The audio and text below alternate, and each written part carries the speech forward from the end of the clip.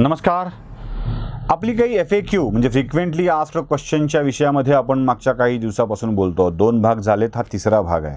पहिला प्रश्न आपला असा होता की महाविकास आघाडी निर्माण का झाली. दुसऱ्या भागामध्ये आपण विचार केला होता की हे राज्य सरकार किती दिवस टिकणार आहे. आणि तिसरा प्रश्न आता निर्माण होतोय तो म्हणजे ही महाविकास आघाडी अभंग राहणार आहे का. याच विषयावर आपण आज चर्चा करणार आहोत. मुळात पहिल्या 2 प्रश्नाच्या उत्तरानंतर तिसऱ्या प्रश्नाचं उत्तर मिळणं आपल्याला अगदी सोपं होतं. नमस्कार, मी आहे सुशील कुलकर्णी. आपण पाहता एनालायझर. महाविकास आघाडी 5 वर्ष नव्हे पण 25 वर्ष टिकेल. म्हणजे बघा, 5 नव्हे 50 वर्ष टिकेल नाही, 5 नव्हे 25 वर्ष टिकेल असा दावा राष्ट्रवादी काँग्रेसच्या भावी सर्वेसर्वा सुप्रिया सुळे यांनी केलेला आहे. आणि महाविकास आघाडी 25 वर्ष सत्तेत राहील असं त्या म्हणतायत. 5 वर्ष उद्धव ठाकरे मुख्यमंत्री राहतील असं संजय राऊत ठणकावून सांगतायत. आता या स्थितीमध्ये प्रत्येकाच्या मनात मात्र महाविकास आघाडी एकत्र राहील की नाही असे प्रश्न आहेत. आणि याच प्रश्नाचं उत्तर आपण शोधण्याचा प्रयत्न करणार आहोत. याआधी 2 भाग आपण बघितलेले आहेत. महाविकास आघाडीची स्थापना का झाली हा प्रश्न पहिल्यांदा महत्त्वाचा आहे. त्या प्रश्नाच्या उत्तरात आपण तपासलंय की शरद पवारांना राष्ट्रवादी काँग्रेसची सत्ता सुप्रिया सुळेंच्या हवाली करायची होती आणि त्यासाठीच हे महाविकास आघाडीचं घातल्या गेलं. दुसरा प्रश्न होता हे सरकार किती दिवस टिकणार आहे. तेही आपण सांगितलं आहे की गरज प्रत्येकाची आहे, त्यामुळं या सरकारचं कोसळणं हे भविष्यातल्या सरकारच्या सत्तांतराच्या प्रक्रियेवर ठरणार आहे. आता पुढचा प्रश्न आहे, महाविकास आघाडी अभंग राहणार आहे का.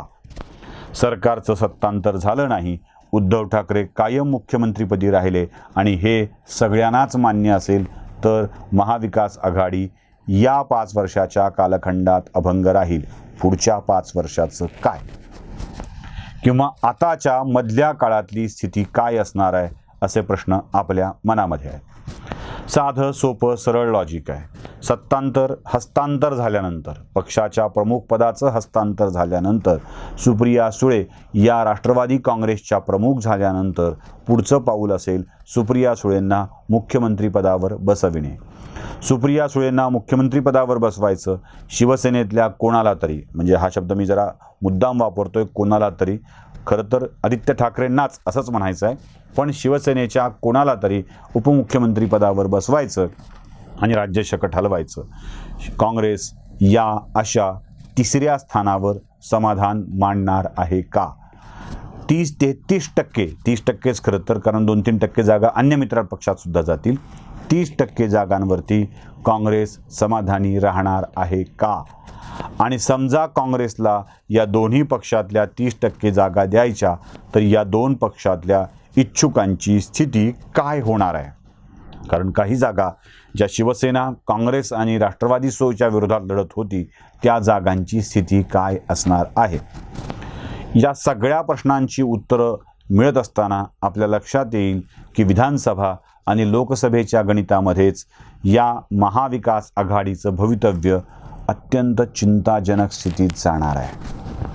त्याच्या पुढचा मुद्दा आहे, या सगळ्याच ठिकाणी सगळ्याच पक्षातील बंडखोर खूप मोठ्या प्रमाणात असणार आहेत, ज्यांची अस्वस्थता इथे दिसते आहे.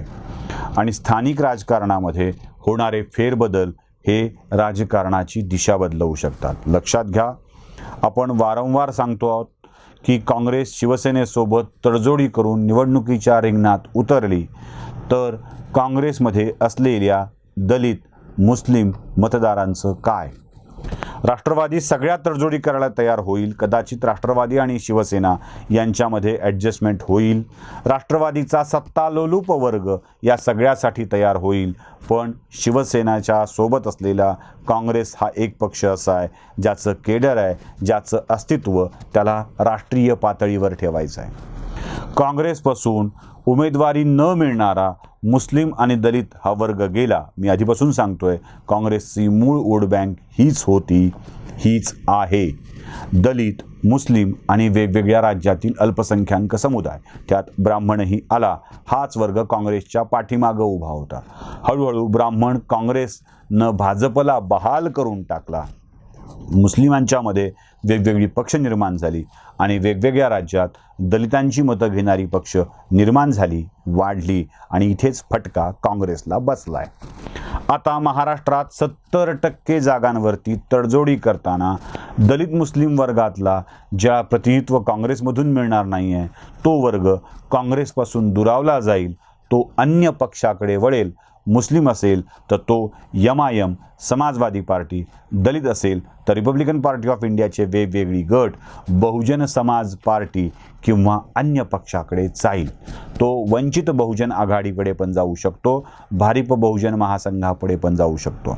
भारिप बहुजन महासंघाचं बळ वाढणं किंवा MIMचं बळ वाढणं किंवा मुस्लिम लीगचं बळ वाढणं हे काँग्रेसला राजकारणासाठी कधीही परवडणारं नाही. आज तडजोड म्हणून भाजपला रोखण्यासाठी म्हणून महाराष्ट्रातल्या 30% जागा काँग्रेस घेईल खऱ्या, पण काँग्रेसची एकूणच पक्षाची जी रचना आहे ती उद्ध्वस्त होईल आणि काँग्रेससाठी हे सगळंच प्रकरण महागात पडणार आहे. काय असतं, वारं येतं, पुस्तकाची पानांची उलथापालथ होत असते. आज भाजपचं पान उघडलं गेलेलं आहे, उद्या कदाचित पुन्हा एकदा काँग्रेसचं पान उलटेल. त्यावेळेला काँग्रेसचं संघटन मजबूत असणं आवश्यक आहे, एक वोट बँक सोबत असणं आवश्यक आहे. याची जाणीव काँग्रेसच्या शीर्षस्थ नेत्यांना आहे. जे लहान माणूस म्हणून ओळखले जातात ते नाना पटोले याबाबत अवेअर आहेत आणि म्हणूनच ते स्वबळाची भाषा करतायत. एखाद्या मनपात म्हणजे मुंबई मनपात 30% जागांवर लढणारी काँग्रेस कितपत यश मिळवू शकणार आहे हा सुद्धा प्रश्न आपल्या सगळ्यांच्या मनामध्ये येऊ शकतो.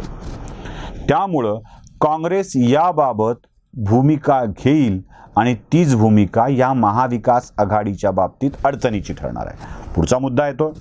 मुद्दा हा आहे की सत्तेची डोर सुप्रिया सुळेंच्याकडे जाते किंवा उद्धव ठाकरेंच्याकडे राहते आणि दुसरं म्हणजे कधी अजित पवार तर कधी आदित्य ठाकरे अशी माणसं त्या मोठ्या मोठ्या पदावर राहत आहेत.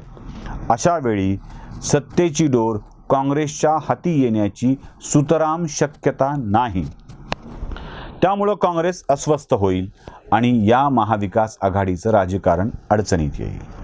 सुप्रिया सुळेंच्या हाती पक्षाची सूत्र, सत्तेची सूत्र आल्यानंतर अजित पवारांचा जो काही आत्ता कमजोर झालेला गट आहे त्यांचं काय, ते काय विचार करतील, त्यांच्या राजकारणाची दिशा काय.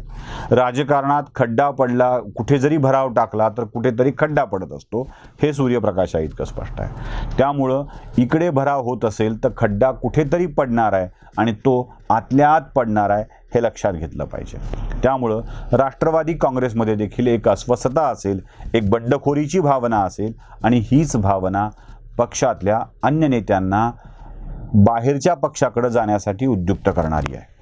अजून एक महत्त्वाची गोष्ट आहे, शिवसेनेमध्ये जी माणसं आत्ता बोलतायत ती आपल्या डोळ्यासमोर आहेत. ती जहरी बोलतायत, कटू बोलतायत, अगदी निष्ठावान असल्यासारखं बोलतायत. पण न बोलणारी काही माणसं आहेत. भाई रामदास कदम कुठे आहेत, दिवाकर रावते कुठे आहेत, सावंत कुठे आहेत. ही माणसं आपली विधानं करताना, बोलताना, समोर येताना दिसत नाहीत. त्याचं कारण यांना स्थान मिळालेलं नाही. ही जनसामान्यातली व्यक्ती आहेत. यांचं शांत असणं शिवसेनेची अस्वस्थता देखील वाढवणारं आहे. त्यामुळे या शांत असलेल्या आणि बळ असलेल्या माणसांना बाजूला केलं तर हे बळ कुठेतरी जाऊन वाढवणार आहे. भाजप एकटी लढली तर भाजपसाठी लोकसभेच्या 48 आणि विधानसभेच्या 288 जागा रिक्त असतील हे लक्षात घ्या. म्हणजे अजून काही लोक बाहेरून आली तर भाजप सहजपणे त्यांना ॲडजस्ट करू शकेल अशी स्थिती असेल. शिवसेना जितक्या जागा लढते आहे त्यापेक्षा अगदी 60% संधी भाजपकडे अधिक असतील. तिन्ही पक्ष जेवढ्या जागा लढतील त्यापेक्षा 60% संधी भाजपकडे अधिक असणार आहे. त्यांच्यातल्या असंतुष्ट गटाला ते आपल्यात सामावून घेऊ शकतील आणि ही स्थिती मोठी अडचणीची ठरू शकते. पुढचा प्रश्न आहे तो म्हणजे स्थानिक निवडणुका. मुंबई मनपा, पुणे मनपा, पिंपरी चिंचवड मनपा, औरंगाबाद मनपा, कल्याण मनपा, ठाणे मनपा आणि नाशिक मनपा 100 विधानसभा मतदारसंघ या मनपाच्या भागामध्ये येतात आणि त्याच भागामधल्या या निवडणुका 30% विभागणी करून लढवता येणं शक्य आहे का? स्थानिक पक्षांच्या स्थानिक कार्यकर्त्यांचं राजकारण असंच वाऱ्यावर सोडून देऊन 3ही पक्षांना जमणार आहे का? त्यामुळं हे शक्य नसताना महाविकास आघाडी 25 वर्ष टिकेल असा दावा करणं खूप म्हणजे खूपच कठीण जाईल. त्यामुळं वाटच बघायची असेल तर तुम्हाला या निवडणुका येण्यापर्यंतची वाट बघावी लागेल. या निवडणुकीत असंतोषाशिवाय ही महाविकास आघाडी तरली तर पुढे काही काळ टिकेल आणि यातच आत्ताच असंतोष दिसू लागला तर ही महाविकास आघाडी निवडणुकांच्या काळातच कोलॅप्स होईल, हे लक्षात घ्या. त्यामुळे या कोणत्याही निष्कर्षावर येण्याआधी मनपाच्या निवडणुका काय होत आहेत त्यावर लक्ष ठेवणं आवश्यक आहे. व्हिडिओ कसा वाटला ते नक्की कळवा. लाईक, शेअर, सबस्क्राईब करायला विसरू नका. धन्यवाद.